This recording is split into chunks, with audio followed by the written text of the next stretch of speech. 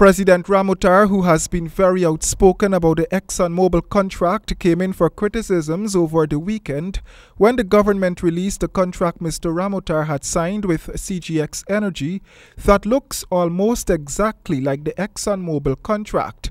But even so, Mr. Ramotar is saying that one cannot compare the two documents. Speaking during an exclusive interview with the Nightly News Monday morning, the former president said that what he signed with CGX was more of an exploratory contract, and it was signed at a time when no oil was found in Guyana waters. He thinks that the agreement he signed should be understandable for that reason. No one didn't know at that time what was there. And therefore, for a company to come and drill, they will spend millions of dollars to put up rigs and drill there and so forth. So you had to have one of these exploratory type of contracts for them to do. The difference with this one, no, it is to my mind, you're not comparing apples and apples. It's a different contract because what they signed was a production contract with ExxonMobil. Mr. Ramotar said for as far as he remembers, all presidents from as far back as the 1980s signed contracts of the nature as the one he signed in order to try to get people to come to explore. What if CGX had found something? Was there a need for a renegotiation? Well, look at this. I mean, we had a similar signed thing with ExxonMobil to explore, and they renegotiated it. I mean, in fact, they beat their chest to boast about how they negotiated and get 1% more royalty, and they got 18 million, which they hide. 18 million is signed in contract, which they kept a secret for more than a year in a secret bank account, and up to now they're refusing to put it into the consolidated fund.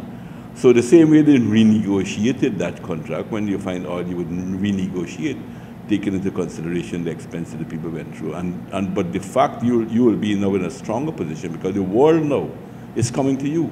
The former head of state said that one cannot juxtapose the contract he signed, but said that if the Canadian company CGX had gotten as far as ExxonMobil, the coalition could have renegotiated that contract as they did with the Exxon contract.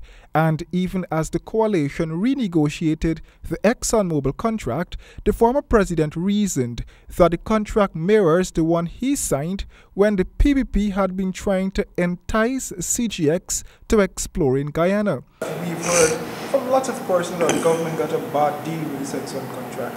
Would you advocate at any time for the government to renegotiate again this Exxon contract? Well, once they can. I mean, as I said, the government now is in a very strong position, knowing that the size of the find out there is huge.